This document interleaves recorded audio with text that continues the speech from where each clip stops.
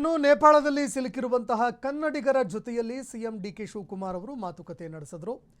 Video call ಮೂಲಕವಾಗಿ ಕನ್ನಡಿಗರ ಜೊತೆ ಸಿಎಂ ಮಾತುಕತೆ ನಡೆಸಿದ್ದಾರೆ. ವಿಡಿಯೋ ಕಾಲ್ ಮೂಲಕವಾಗಿ ಸಿಎಂ ಡಿಕೆ ಶಿವಕುಮಾರ್ ಕನ್ನಡಿಗರ ಜೊತೆ ಮಾತನಾಡಿದ್ದಾರೆ. ನೀನು ಅಲ್ಲೇ ಇದ್ದು ಆತರ ಪಡದೆ ಎಲ್ಲವನ್ನ ನೋಡ್ಕೋ, ನೀನು ಸೇಫ್ ಆಗಿದೆಯಾ ಅಂತ ಸಿಎಂ ಡಿಕೆ ಶಿವಕುಮಾರ್ ಸಾಂತ್ವನ ಹೇಳಿದರು. ಕೇವಲ 10 ನಿಮಿಷದಲ್ಲಿ ಪ್ರಾಣಾಪಾಯದಿಂದ ಪಾರಾಗಿದ್ದೀನಿ, ನಾನು ದೈವ ಭಕ್ತ ಅಂತ ಕನ್ನಡಿಗ ಅನುಭವ ಹಂಚಿಕೊಂಡಿದ್ದಾರೆ. ಪ್ರಯತ್ನ ವಿಫಲವಾದರೂ ಕೂಡ ಪ್ರಾರ್ಥನೆ ವಿಫಲವಾಗೋದಿಲ್ಲ ಅಂತ ಸಿಎಂ ಅವರು ಇದೇ ವೇಳೆ ಹೇಳಿದರು.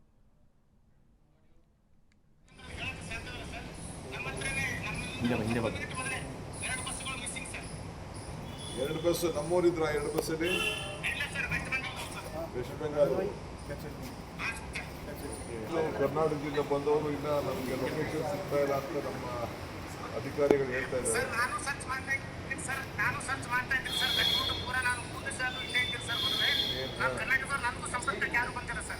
ಸ್ವಲ್ಪ ನೀನು ಅಲ್ಲೇ ಇಟ್ಕೊಂಡು ನೋಡು, ಆತರ ಬರಕ್ ಹೋಗ್ಬೇಡ, ಹೆಂಗಿರೋದು ಸೇಫ್ ಆಗಿದ್ಯಾ?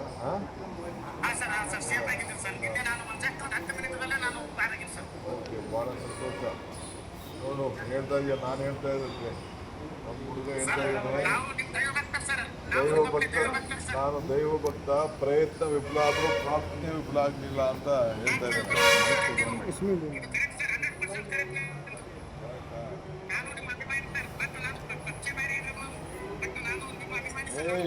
ಪಕ್ಷ ಯಾವ್ದಾದ್ರು ಇಲ್ಲಿ ಕಡೆಯ ನಾವು ನೀವೆಲ್ಲ ಕನ್ನಡಿಗರು, ಪಕ್ಷ ಬೇರೆ ಇರ್ಬೋದು ಅಂತ ಅಷ್ಟೇ. ಆಯ್ತು, ಈ ಪಕ್ಷಕ್ಕೆ ನನ್ನ ಜೊತೆ ನನಗೆ ಕೈ ಜೋಡಿಸು ನೀನು ಅಷ್ಟೇ.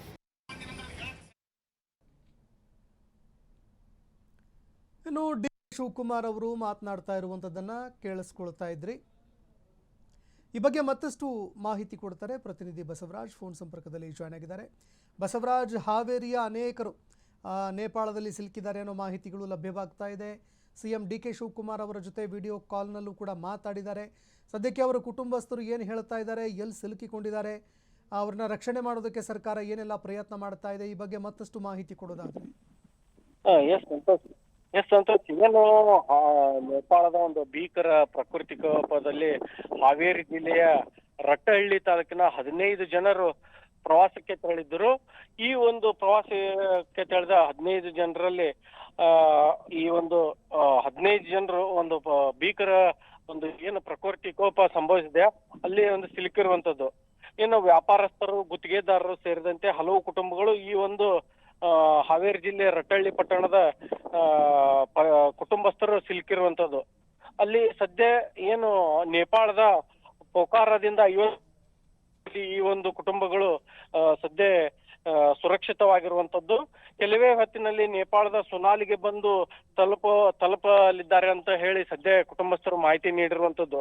ಅಲ್ಲದೆ ಸದ್ಯದಲ್ಲೇ ಏನು ಕರ್ನಾಟಕಕ್ಕೆ ವಾಪಸ್ ಆಗುವ ಒಂದು ಸಾಧ್ಯತೆಯೂ ಇದೆ ಅಂತ ಈ ಕುಟುಂಬಸ್ಥರು ಹೇಳ್ತಾ ಇದ್ದಾರೆ. ಸಂತೋಷ್, ಧನ್ಯವಾದಗಳು ಬಸವರಾಜ್ ನಿಮ್ಮೆಲ್ಲ ಮಾಹಿತಿಗೆ. ಇನ್ನು ಈ ವಿಚಾರಕ್ಕೆ ಸಂಬಂಧಪಟ್ಟಂತೆ ಎಷ್ಟು ಜನ ಸಿಲುಕಿದ್ದಾರೆ ಅನ್ನೋ ಮಾಹಿತಿಗಳನ್ನು ಕೂಡ ಈಗಾಗಲೇ ಪಡೆದುಕೊಳ್ಳಲಾಗಿದೆ. ಜೊತೆಗೆ ಸಹಾಯವಾಣಿಯನ್ನು ಕೂಡ ಆರಂಭ ಮಾಡಲಾಗಿದೆ. ಯಾರಾದರೂ ನೇಪಾಳಕ್ಕೆ ಹೋಗಿದ್ದರೆ ಅವರ ಕುಟುಂಬಸ್ಥರು ಆ ನಂಬರ್ಗೆ ಕರೆ ಮಾಡಿ ಮಾಹಿತಿಯನ್ನು ಕೊಡಬಹುದು. ಎಲ್ಲಿದ್ದಾರೆ, ಏನು ಎತ್ತ ಅಂತ ಮಾಹಿತಿಗಳನ್ನು ಪಡೆದುಕೊಳ್ಳಬಹುದು.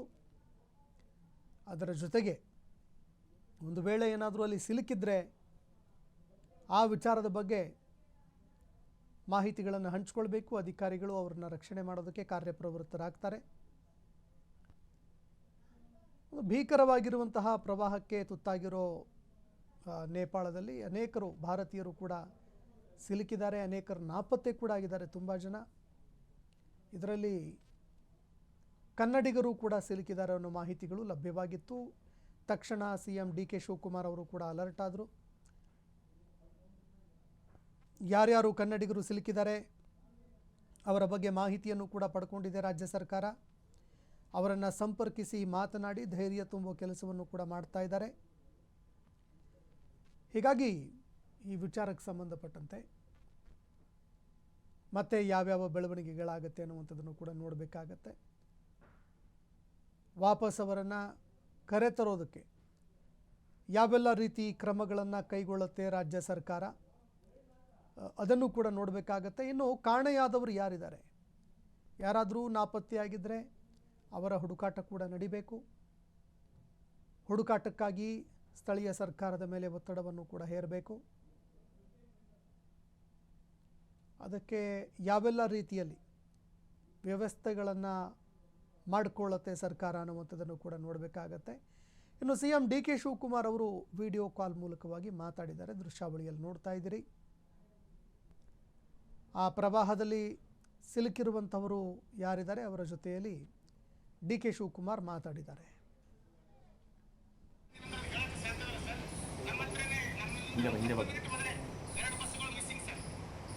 ಎರಡು ಬಸ್ ನಮ್ಮೂರಿದ್ರ, ಎರಡು ಬಸ್ಸಲ್ಲಿ ವೆಸ್ಟ್ ಬೆಂಗಾಲ್ ಕರ್ನಾಟಕದಿಂದ ಬಂದವರು ಇನ್ನ ನಮಗೆ ಲೊಕೇಶನ್ ಸಿಗ್ತಾ ಇಲ್ಲ ಅಂತ ನಮ್ಮ ಅಧಿಕಾರಿಗಳು ಹೇಳ್ತಾ ಇದ್ದಾರೆ.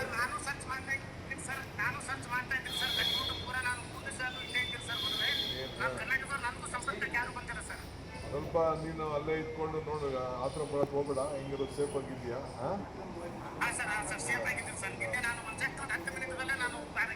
ಓಕೆ, ಭಾಳ ಸಂತೋಷ. ನೋಡು, ಹೇಳ್ತಾ ಇದೆಯಾ, ನಾನು ಹೇಳ್ತಾ ಇದ್ದೆ ನಮ್ಮ ಹುಡುಗ ಹೇಳ್ತಾ ಇದ್ದಾನೆ, ನಾನು ದೈವ ಭಕ್ತ, ಪ್ರಯತ್ನ ವಿಫಲ ಆದರೂ ಪ್ರಾರ್ಥನೆ ವಿಫಲ ಆಗಲಿಲ್ಲ ಅಂತ ಹೇಳ್ತಾ ಇದ್ದಾರೆ.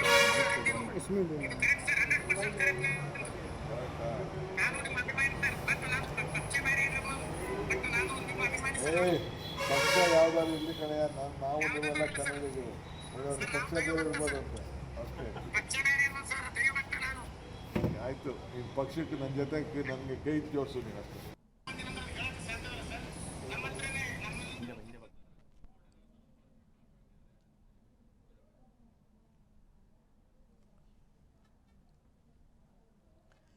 ಇನ್ನು ದೃಶ್ಯಾವಳಿಯಲ್ಲಿ ನೋಡ್ತಾ ಇದ್ದೀರಿ, ಇವತ್ತು ಎಷ್ಟರ ಮಟ್ಟಿಗೆ ಈ ಒಂದು ಪ್ರವಾಹದ ಎಫೆಕ್ಟ್ ಇತ್ತು ಅನ್ನುವಂಥದ್ದನ್ನು. ಅಕ್ಕಪಕ್ಕದಲ್ಲಿ ಇದ್ದಂತಹ ಎಲ್ಲ ಮನೆಗಳು, ಸೇತುವೆಗಳು ಎಲ್ಲವೂ ಕೂಡ ನೀರಿನಲ್ಲಿ ಕೊಚ್ಚಿಕೊಂಡು ಹೋಗಿದ್ದಾವೆ, ನೆಲಸಮ ಆಗಿದ್ದಾವೆ. ಈ ಪರ್ವತ ಶ್ರೇಣಿ ಪ್ರದೇಶ ಏನಿದೆ, ಆ ಪರ್ವತದ ಮೇಲೆ ಒಂದೇ ಕಡೆ ಭಾರಿ ಪ್ರಮಾಣದಲ್ಲಿ ನೀರು ಶೇಖರಣೆಯಾಗಿತ್ತು. ಏನಾಗುತ್ತೆ ಅಂದರೆ, ಒಂದು ಬೆಟ್ಟದ ಮೇಲಿಂದ, ತುಂಬ ಕಡಿದಾಗಿರುವಂತಹ ಬೆಟ್ಟ, ಅದರ ಮೇಲಿಂದ ಮಣ್ಣು ಮತ್ತು ಕಲ್ಲು ಇದೆಲ್ಲವೂ ಕೂಡ ಜಾರಿ ಬಿದ್ದು ಆ ನೀರು ಹರಿದು ಬರೋದಕ್ಕೆ ಏನು ಜಾಗ ಇತ್ತು ಅದು ಸಂಪೂರ್ಣವಾಗಿ ಕ್ಲೋಸ್ ಆಗಿತ್ತಂತೆ. ಹಾಗಾಗಿ ಭಾರಿ ಪ್ರಮಾಣದಲ್ಲಿ ನೀರು ತುಂಬಿಕೊಂಡು ಆ ನೀರು ಆ ಕಲ್ಲು ಮಣ್ಣು ಸಮೇತವಾಗಿ ಒಮ್ಮೆಲೆ ಹರಿದು ಬಂದಿದೆ ಕೆಳಗಡೆ. ಹಾಗಾಗಿ ಇಷ್ಟು ದೊಡ್ಡ ಪ್ರಮಾಣದಲ್ಲಿ ಒಂದು ಪ್ರವಾಹ ಸೃಷ್ಟಿಯಾಗೋದಕ್ಕೆ ಕಾರಣ ಆಯಿತು.